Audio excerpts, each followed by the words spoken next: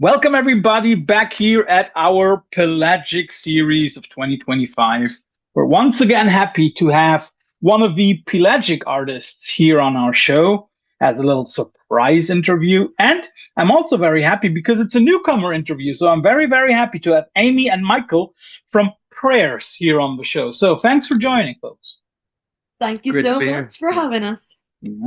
For everybody, when you see this, November 11th, 3 days from now, those lovely two people and their two bandmates will release their debut album, The Wounded Healer, from Pelagic. Nevertheless, the first thing that we always ask here on the Veil of Sound is like the plug of the day. Is there a band, a project, a record that you would like to plug? Not your own. And I'll give you a moment to think about it. So I thought, okay, which band to plug today? And I thought, like, okay, it's the next Irish band that I'm interviewing this year. So I thought, okay, let's go with something Irish. But I think not from your region because they're from Connacht, with Nerves. Oh, okay. I haven't heard them before, so Okay. See, that's how underground we are here. always love a recommendation. So, what can we expect? I would say Irish noise punk or noise rock meets post punk, somewhere in between. Very hectic at times, but for me, one of the best. They call it an EP. I would say it's a mini album. So yeah, one of the best ones I've heard this year.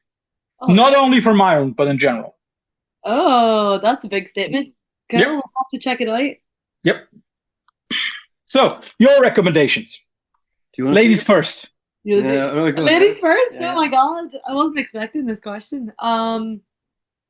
Oh, I mean, I'm probably gonna steal yours. Okay. I'll probably go for Soulwax's new record. Yeah. All Systems Are Lying. Yeah, that's a good recommendation. And so, Michael, yours. I'll actually I'll support the Pelagic gang, and I'll go for a record I haven't consumed all of yet, but Psychonaut have just put out a record, and it's my first encounter with them in this past 2 weeks, and I'm loving what I'm hearing. So I'm really looking forward to just going for a walk and getting into either their first or their new record. So yeah. Anybody wants to find out a little bit more about World Maker, the new record by Psychonaut, at the beginning of October, we had our interview with Stefan. So if you want to check that out, so you will get to know a little bit more about Psychonaut and the songs on there and why it has so much depth and so much meaning for the guys. I'm like, you're a new band, at least on Pelagic, and also new in the sense that this is your debut album. So maybe you both say what you do in PREYRS before we start going into detail.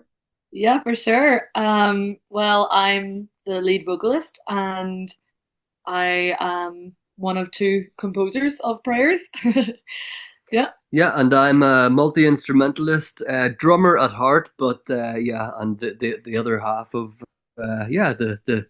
the ideas behind PREYRS. So He's also the producer of PREYRS. I've read that. So basically, he does everything, and you just give the nice final vocal touches. That's a good combination. I like that. I'm going to be very firm in my womanly stance right now. That's very good. And say that is not true. No. And I've contributed a great deal to this album, lyrically and musically too. Yeah. But thank you. Yeah, I just felt like let him do the work. That was my thinking behind it. No, but that's also something that one can hear. I mean, like, it is a record that maybe at first listen, some people will say like, that doesn't sound like a regular Pelagic record. But I think if you, for example, combine it with Psychonaut, then it fits really, really well, and it makes sense for the roster because it's a very, very good record. And I like it when rosters and labels try to fill the little nooks and niches between their bands. And I think there is a good niche a very good niche for prayers. Um, First of all, when preparing this interview, of course, I always go through the press kits that we are given. And there were three adjectives that struck out to me most. And so I thought, okay, I want to arrange my questions around that a little bit. And the first one that I had to look up was Janiform. Oh yeah. Um, First of all, for everybody who doesn't know it, it's rooted in the myth of Janus, who is one of those ancient gods, I think ancient, right? And who has two different sides to himself. So where do you for yourself see two possible sides or faces in prayers? That's a really, really great question. Um, I would say the two sides of prayers, simply and shortly put, I would say it is the duality of light and dark, Mm-hmm. but it is the understanding or the reflection of the fact that you will never know light if you don't know the dark, and vice versa.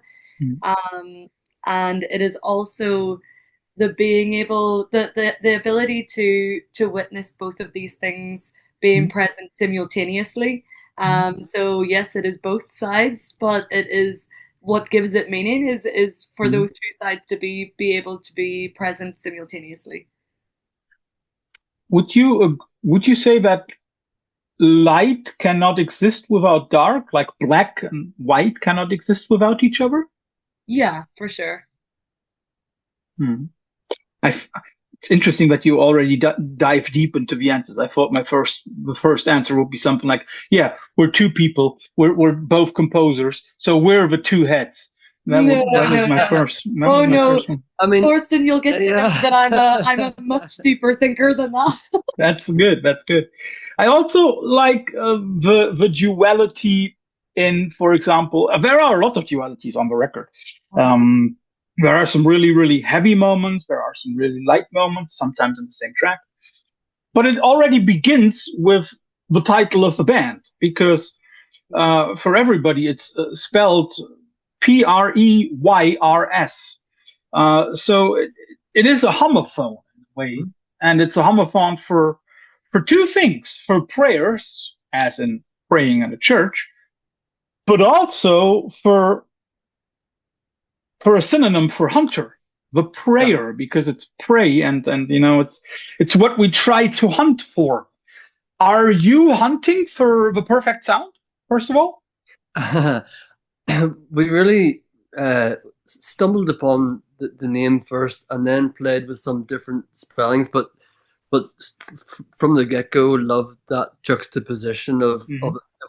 it sounding like this and the connotations of religious prayer and Spiritual. spiritual aspects, but then the when you see the word it completely flips, and it's a bit like the playground of what you can do musically, like you say, Yeah. the moments of tenderness, and then the ferocity of what the four of us do Mm. live. So Yeah. the more we live with the name, the more we realize that it's sort of, yeah, it keeps giving in that way, actually, and lyrically I'm sure as well you can speak on. Yeah, absolutely. Yeah. And it to your question of are we hunting for the perfect sound? I don't know if there is such a thing, but we're definitely Mm. hunting for purpose and meaning, Mhm. and whatever sound that takes Mm. to reach that destination or temporary destination, as there is really no destination with music or life itself. Um, then whatever Yeah. that takes is kind of the Mm. aim and goal of what we're trying to do. Yeah, no, there was a slight allowing of ourselves to the circumstance in which we ended up making the record, but was something maybe you want to talk about as well. But it was definitely a decision to lean into the heaviest stuff we've done, still paired with where we've come from, which is a lot lighter than the records ended up. So it's, yeah. Is it true that both of you met while one of you was busking? Yeah. Yeah, well, in the time period that I was a busker, me and Michael met each other, yes. So I was spending my time on the streets, freezing with freezing fingers and often bleeding fingers. I have very I know it doesn't sound like a nice memory, but it is a lovely memory in my mind of looking down at my guitar with splattered blood all over it and playing my songs that I actually started to write on the street while busking on the streets of Belfast. And if you've been to Northern Ireland, you'll realize it takes a hard girl to play guitar outside in January. Yeah. Yeah. I've actually really been to Northern Ireland and to Belfast twice. Belfast once and once to the Giant's Causeway. I mean, Um, it, of course, you say it's hard to do, and I honestly think it is. Um, it also lends a lot of credibility, right? That's also, I think, something, you know, it's not the, oh, we need a chick to look good thing. It is, we need, or we are a band composed of two composers plus also two important musicians. Um, that was also one of the reasons why I did this interview, because we very often get press kits where you see that the woman is nothing more than eye candy. Absolutely. Yeah. I agree, and I've seen that before as well. As beautiful as the women are. Yeah, but then it's the same as in the 90s, you know. Okay, the Spice Girls are on. Okay, let's turn off the sound. yeah, yeah. Okay, now it's better. My wife hates me for that comment, but anyway. Let's get back to the Janus thing. And there is something that a lot of people probably won't understand. The title of the record, Wounded Healer, is a reference to C.G. Jung, one of the inventors is probably the wrong word, but one of the pioneers of psychoanalysis. Yes. And it refers, and I also had to look it up to make it clear to myself, it refers to the idea of gaining power and strength through going through trauma and pain. Not trying to get into too personal things here, but do you think that it is, again, I'm looking for the right word. Do you think it's a positive thing if you can turn your pain into songs?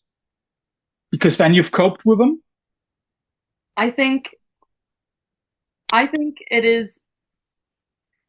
It could be said that it is a positive thing, but really, is it positive or negative? I don't really know if it is either of those things, but what it is a processing or a help to processing those things. And you said to then you've coped with them. I again would say through music music helps you to process your emotions and traumas. But I honestly I used to be of the belief that music was the only thing that I needed in order to process my difficult emotions or traumas. But now actually my thoughts and opinion has changed a little in that I feel like it's one part that I and we have the privilege of having music as an outlet and as an expression in order to process those things, but it's definitely not the only way. And in fact, what is something that does help is the process within the songwriting. So what is happening? Then the question comes of what is actually happening whilst songwriting, and in within this subject, because then you'll get closer to what actually is the way, you know, to go to actually process and heal from these things, which in my opinion is the very simple idea of acknowledging what is coming up inside you by presence, and a lot of honesty with yourself, self analysis in some kind of way, but more importantly, what emotions are coming up and can you name them and can you feel them most importantly and allow yourself to feel them. Is that then also the idea behind Wave of Wisdom, where you very clearly talk about that? Is it in a way that, okay, those negative things will come back and come back and come back, and it's like wave, it's like ebb and flow and ebb and flow and ebb and flow. And the way I understand you, the song is not, okay, now I've done with it, but it's, okay, this song helps me to go through the waves, to go through the process?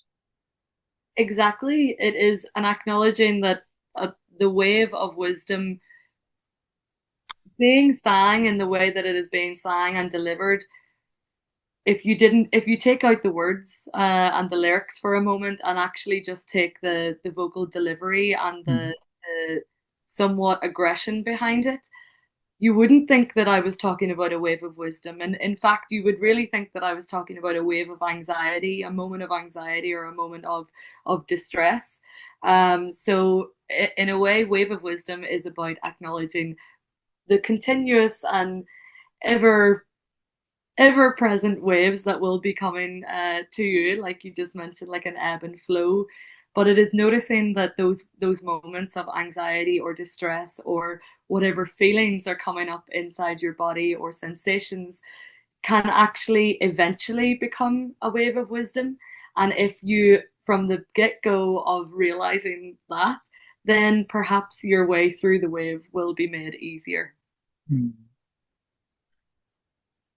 You have already mentioned the notion of, okay, is there a perfect sound? Is then the whole band basically a journey?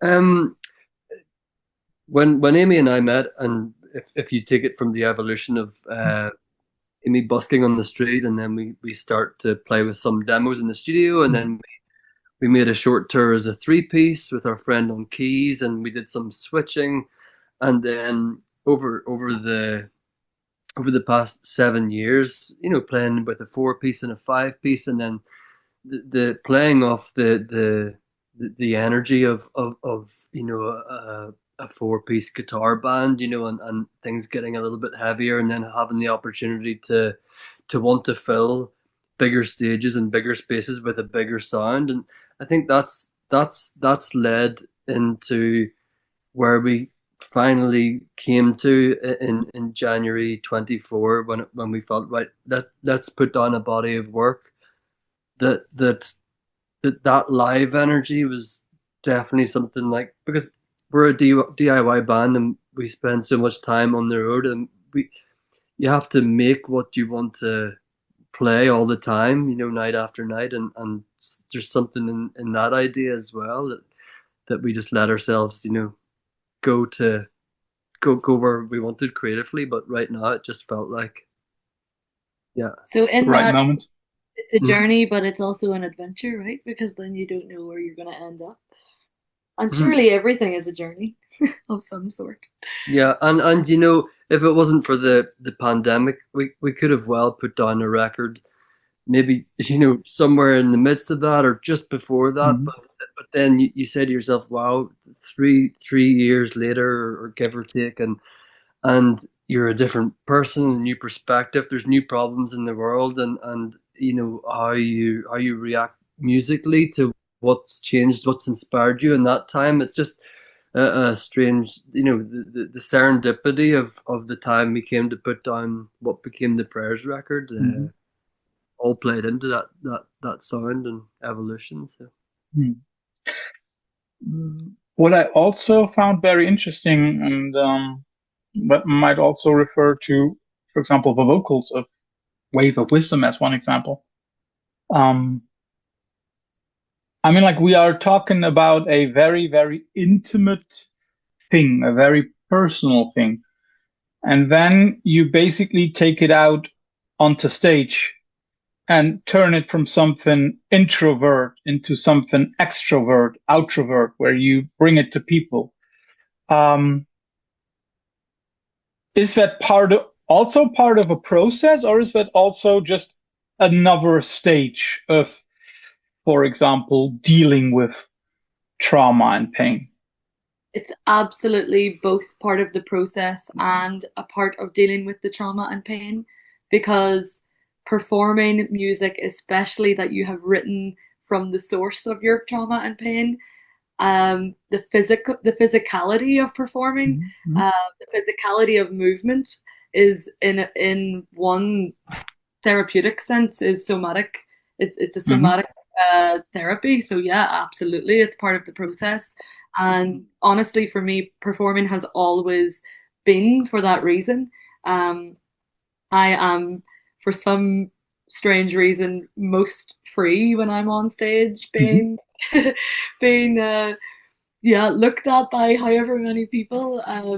But it's within that freedom and in letting myself fall into the surrender to the performance, and therefore surrender to the movement of where my body wants to take me, and energy wise, but also talking wise between the songs too, to give the audience a a small context of what are these songs about.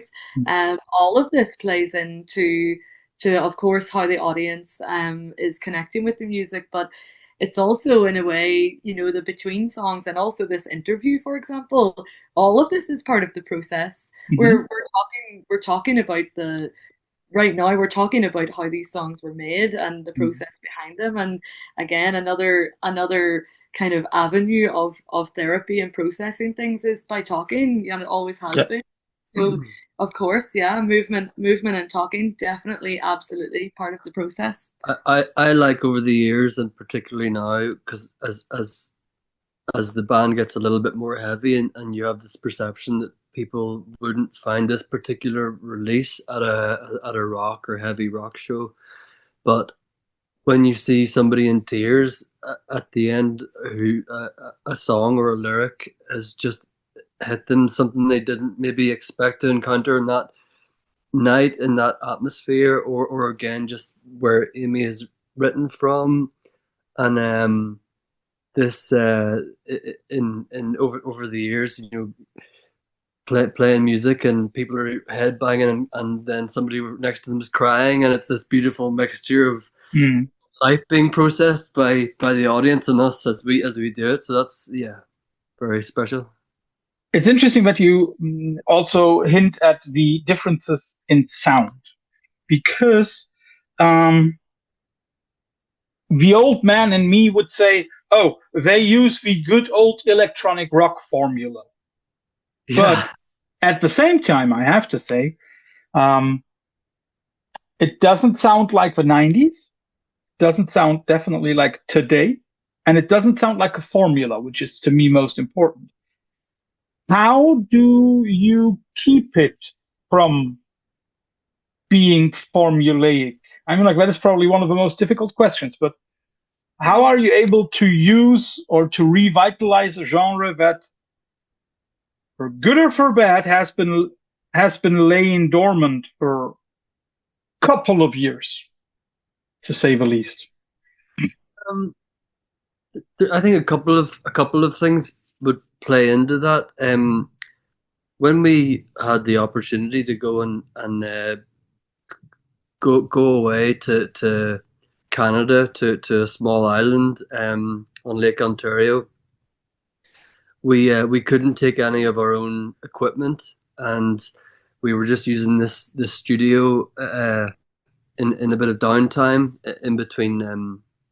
I- I'd been asked to play drums on a record, and I said nope, no problem. But Amy and I can come and work, in the morning or at night time, no problem. So we'd ended up using a bunch of like borrowed equipment, and that set the process off on this really beautiful, removing yourself from your go-to sound, or your, even, for example, there weren't too many guitars on the island, but one guy who lived down the street, he let us borrow this old Gretsch hollow body, more, it's probably used more in rockabilly than it is in alternative rock. And then when you sit with a new instrument, it gives you a different approach. So even if we came in with a bit of a loose idea, and then it very quickly just took on this character of Mhm.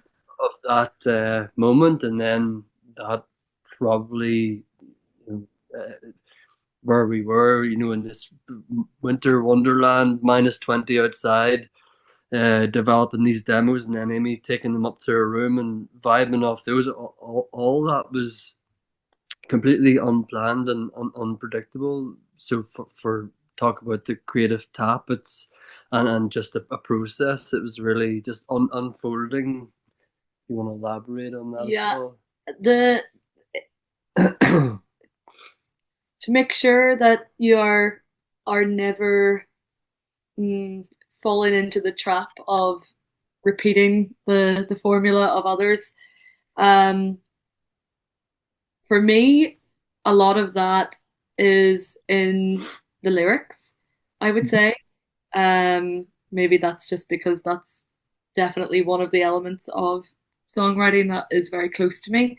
Um, but for me, what separates a song that has fallen into one of those traps is a song that lacks lyrical depth or Mhm. lyrical actual authenticity. I feel like the word authenticity is being so overused these days that it's it's hard to actually feel the authenticity of the word authenticity. Yeah.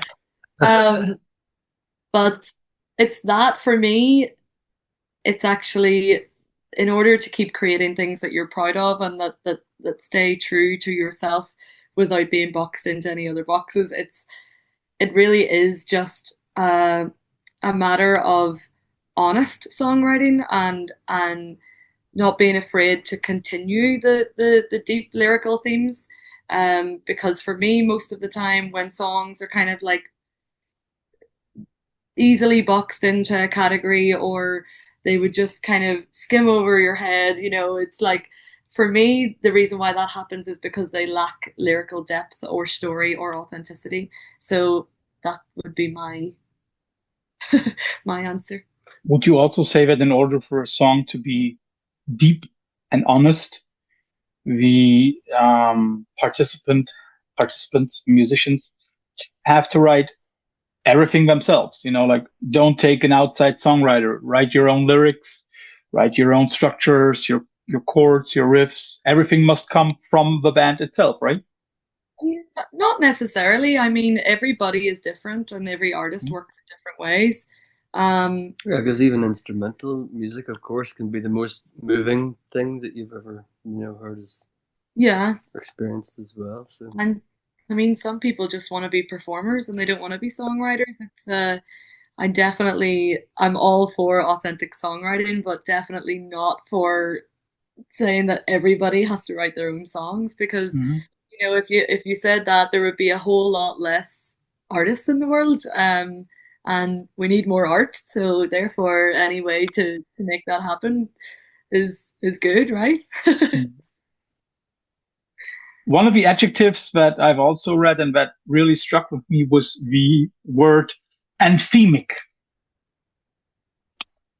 Were you aware from the get-go, okay, or from, let's say, several get-goes for several songs, Mhm. okay, this will be pretty good anthems, songs that people could sing along to?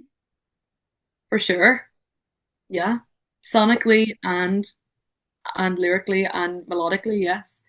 Um, I must say when I'm songwriting, I love to write with a microphone in hand, Mhm. most of the time. If it's not Mhm. an off the wall idea that I'm putting into my Yeah. own voice recorder. If I'm intentionally songwriting, then a microphone in hand is always helpful. And to be honest, what I'm visualizing when I'm writing is I'm visualizing singing it in a huge space. I'm visualizing what what people are going to connect with, not in a sense of writing for the purpose of validation from others, Mhm. but for the objective of connection with self and with others. So I mean, yeah, that was definitely in my mind. I don't know, Yeah, but as well, I think it comes down to some musical influences as well, and just it's not the PREYRS record isn't by no means the heaviest music out there. To us, it was heavy at the time, and but to always have from where we've come from, but to always have that idea of melody first and that connection with melody and harmony. So how that transfers in terms of, a top line lyric sitting on top of a big guitar riff, if that's what becomes anthemic about it, then it's sort of, but it wasn't like I don't think it's like a conscious decision. It's just, but it's nice Musically, yeah, musically, yeah. It's good that you talk about influences because, again, referring to press kit, but basically I have to say there are two press kits for PREYRS from different side of the pond, and one of them, and that is something that I did not understand. One of them compared the sound of PREYRS to Chelsea Wolfe, Julie Christmas, and Sonic Youth. I have to be honest, these are, for me, I love Julie Christmas. What she and they do is awesome from what I've seen of them. Mm-hmm. Similar thing. I think she's so super cool, super badass. I don't know her music very well, so I don't know if I would call those artists influences for us, but Mm-hmm. they're also artists or bands that reviewers or press have likened our music to in order for other people to understand what we do. Ye old pigeonhole. Pigeonhole, yeah. Hard to pigeonhole our music, I think, and I really try not to be stereotypical or cliche in saying that, but it honestly it has always been and it still is. And I would be interested just to know or hear where you would place our music and like in our music too. That's what I wanted to come to. If I had to place you in connection with any other female vocalist of the last 30, 40 years, Yeah. My comparison would be Alanis Morissette. Nice. That's nice. Would that be a compliment or an insult for you, Amy? That would be one of the biggest compliments. Okay. Alanis is one of my biggest influences. I also want to point out why. And again, I know that bands hate and correctly do hate genres and boxes. But if I had to put PREYRS into any kind of genre, then I would say it's alternative metal. But with a lot of verve, a lot of force is the wrong way, but a lot of power. And a lot of that power stems from the vocals. However, it is not as maniacal as Julie Christmas. It's also not as laissez-faire, let's do whatever they want to, Kim Gordon. And it's also not as doomy as Chelsea Wolfe.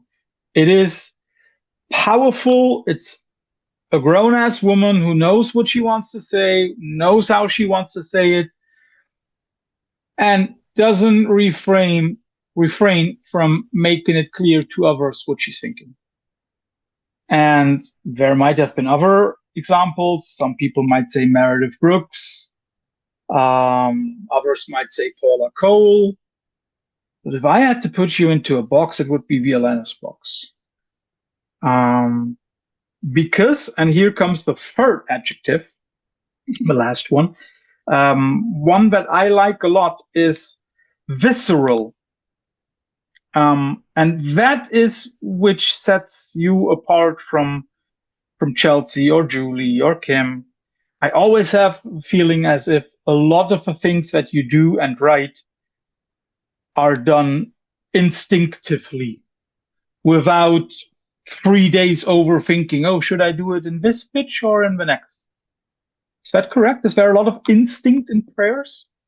Yeah, for sure. Yeah, there definitely is. And I would say the place where there is the most instinct or the most visceral energy would definitely be live, where people can experience it in front of their eyes. If there's any way for me to describe this, I would say that music, for me and for us, but personally speaking, right now, music is and has always been an experiential thing for me. which is where the word visceral really, where it gets given its meaning from, because the words that I speak or sing and the melodies that I sing are instinctual, and they are also, um yeah, they're instinctual, and they're coming from a place within me that I can't quite describe. And that same kind of method applies to live performance. So yeah, I would say it I is. did have to talk her out of re-recording some of the original vocals that she laid down in Canada, and what you hear on the record is literally some first takes. So that very much proves your yeah, what you're feeling from that, you know.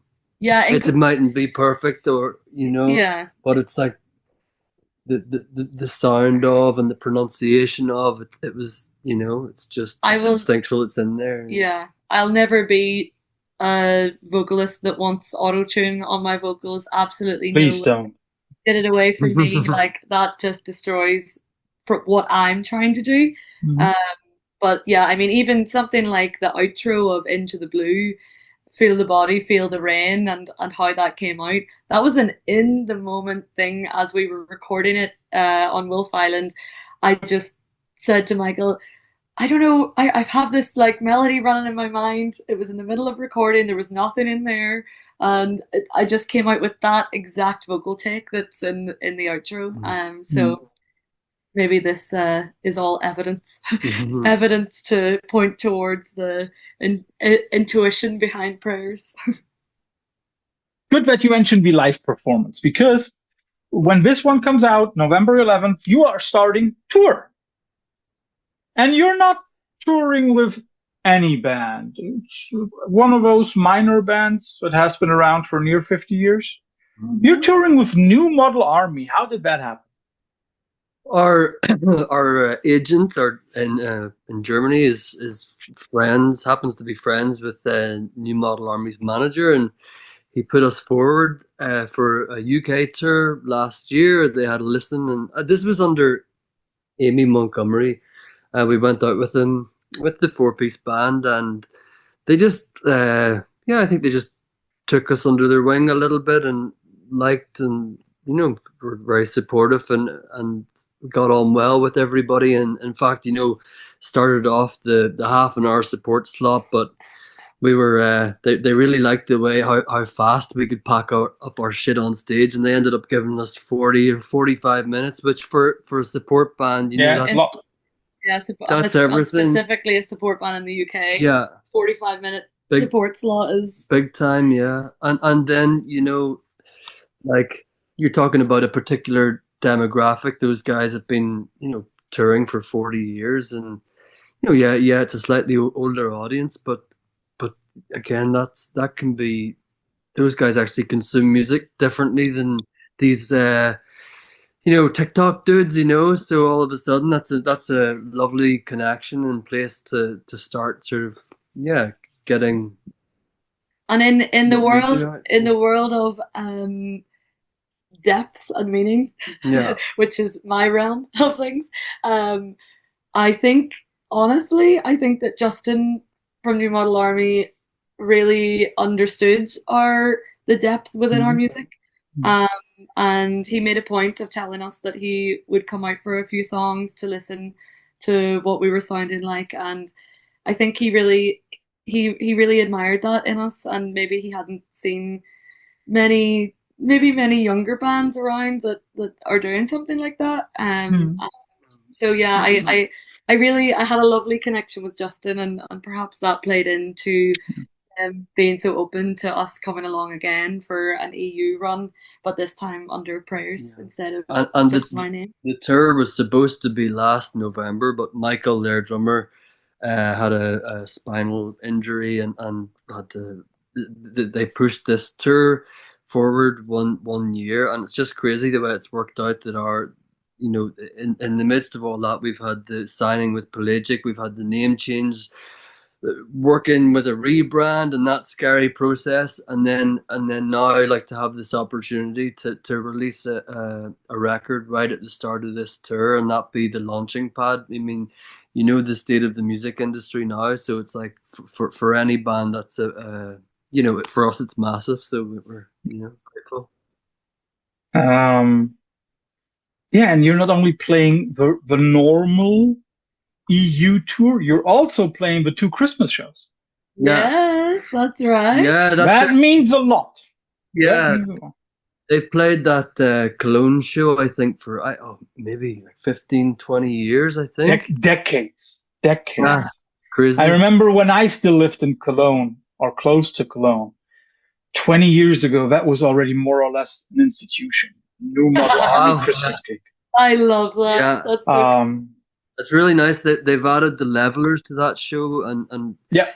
When over our journey, we've played Beautiful Days Festival, which is also linked to New Model Army's Dave Farrow, their manager, runs that festival. But so yeah, I know those guys a little bit. So that's going to be a really nice way to finish the year and start our album cycle. And yeah, and that's sold out as well. So for us to play to 4,000 people or whatever it is, it's, you know, yeah. Although we have to be prepared to be launched into the tour blue. Yeah. So people, when you hear this or watch this interview, you can now go straight, get the tickets, and see whether the lovely lady and the lovely chap have dived deep enough into this life thing. Before we come to the quick fire round at the end, there is one thing that I have to ask. What does WDIFL stand for? What did I fucking lose? Yeah. No, what does it stand for? It should be that, because I've just lost my van keys in Germany. Yeah. It's a fucking disaster, but yeah, luckily by a twist of fate, there was one spare key, and of course the Paddy Irishman leaves it in his glove box in the van, and but Amy happened to not lock the van door. She was the last one there and was able to retrieve, without any broken glass, was able to retrieve the spare van key. So, yeah. Yeah, but still, what does WIFL mean? The lovely story, but it doesn't give me an answer. Come on. So here we go. Go ahead. I was thinking that whole time, like, I just have felt compelled to share that. So it simply stands for, what does it feel like? Yeah. I'm too old. So, first of all, thanks for the insight into the record. Thanks for all the deep and valuable thought. But nobody leaves a Veil of Sound interview without going through the quick fire round at the end. You will always both get the same questions, apart from once. And you both have to give a short answer. It will always be something like,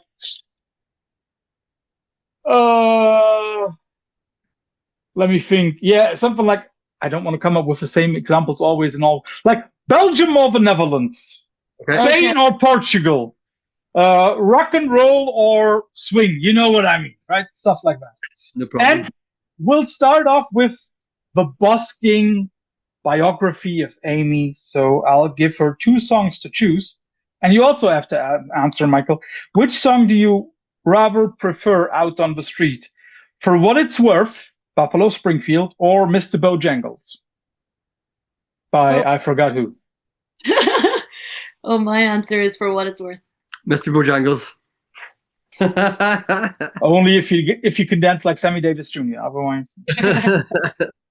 we've talked about wave of wisdom. So the nerd in me already had like 2 songs blending into each other. So you have to choose between Wave of Mutilation by the Pixies versus Let It Be by the Beatles, which has words of wisdom. Let it be. Let it be. Yeah.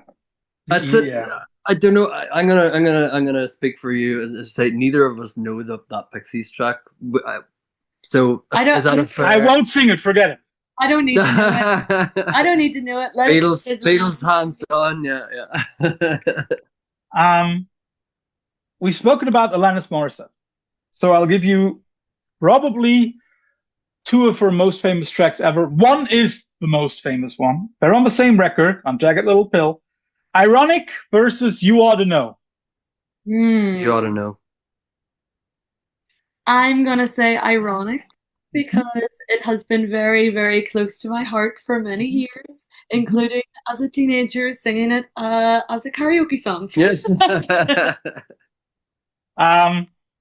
There is one moment on the record, and I can't even pinpoint it exactly, which reminded me of U2. And that is something strange because normally I'm never reminded of U2. And I was also only reminded of those two records at the beginning of the millennium where they had those two amazingly cool singles, and one was Vertigo and the other was Beautiful Day. So you have to choose between those two songs. I don't know U2 enough to. I do. I love Vertigo. Yeah, I'm gonna go for love the riff. Yeah. I'm sorry, I don't know U2 very well. All good, all good, all good. The old guys have to. Yeah. And also connected to busking out on Irish streets and making music in Ireland, I thought of two of not all-time favorite Irish movies, but two movies that are really high on my list. So I'll give you The Dubliners versus Once. Oh, Once for me. I love Once. Yeah, love it. And I can also speak for my daughter. That would also have been her choice. Sticking to the big screen or the little screen, House of Guinness. Yes or no? I don't know yet. No, what do you mean? It's House of Guinness is it's a movie or it's a series. Oh, come on! Are you really? It's like probably the most talked about Netflix series in the 80s. Knowledge of like old, movies that are in the, Yeah, we can talk about Akira Kurosawa, but don't ask me about Netflix. I'm sorry. Okay, so Amy, have you watched it yet? No, I haven't watched it. I would rather spend my time doing other things. But would you recommend? I hope that one of you had watched it, because then I could come to my next question, because the soundtrack for the series is really amazing. The soundtrack is cool. all Irish bands. Wow. And it is not, it's set in the 19th century. So my initial idea was, okay, we're going to hear a lot of Dubliners and wolf tones and stuff like that. Fucking hell no. It's like Fountains DC. It's like Kneecap. It's a lot of 21st century. Cool. 21st century Irish music. That's what I would have been interested in, whether you would agree with it or not. I like that juxtaposition. I suppose you maybe saw that. It doesn't work at all, but in some strange way, again, it does. But it's like Peaky Blinders. I think they took a lot of blues and punk blues. Yeah, and now imagine a similar setting, but all of a sudden you hear Kneecap. Oh, that works. That's super cool. Yeah, I think that's a great idea. Yeah. I like it because there are a lot of passages in Kneecap songs that are Irish, not English.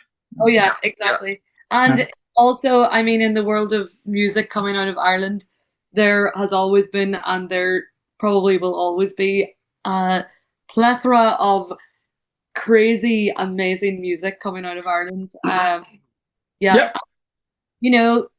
Most of the time, the Irish bands and musicians just know how to hit people in the right place, in whatever that might be. Yeah. 2 more to go. You're playing for New Model Army, so I'll give you their probably most famous songs of the 80s. Vagabonds versus 51st State. Vagabonds. Yeah. Both great tracks. Yeah. 51st State is a great song, but honestly, New Model Army have so many other, in my opinion, so many other better songs than 51st State. And especially their album Unbroken. It was a time and place. Yeah, their new record, because that was our introduction to their music was just never come across them. So it's funny, as especially in Germany, a lot of people have known them for a long time, and they're huge over here. Yeah. Huge. Yeah. Crazy. I mean, I'm like you're playing what 6 or 7 shows on this trip alone in Germany. 12, I think. Yeah. Yeah, but in Germany, it's Germany, sorry. half 50% of it, more than 50% of the gigs are in German. That shows you something. And the last one, and that might be something for Miss Montgomery here.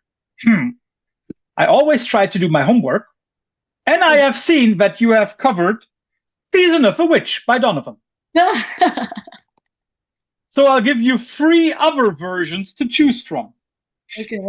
Lana Del Rey, Joan Jett, or Julie Driscoll. Joan Jett. Michael? I don't know any other versions actually. Apart from Amy's, of course. Yes. I'm gonna go for Driscoll because I like her name. I have no idea who she is. I think it's the oldest one. The oldest and the longest one. I think like 8 minutes. Yeah. They really dragged that one out. In this strange modern world we live in now, every Halloween, Amy gets tagged a million times by women around the world doing their witchy thing on TikTok. Yeah, lots of like magic spells by witches in Finland. Yeah. Can you sell me a spell to get rid of my husband? Yeah, something like that. Yeah. Amy, Michael, thanks for all your time. Thanks for the lovely answers, and thanks for the record again, folks. If you hear this on the 11th of November, 3 days till the record is out, till Wounded Healer is out. And starting today, for a couple of days, you can see both people live and also on opening the Christmas gig of New Model Army. So, enjoy the shows, enjoy the record, and thanks for your time.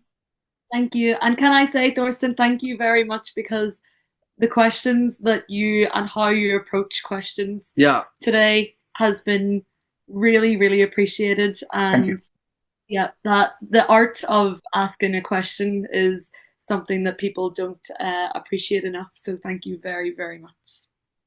Yeah. And please also tell the people I didn't pay.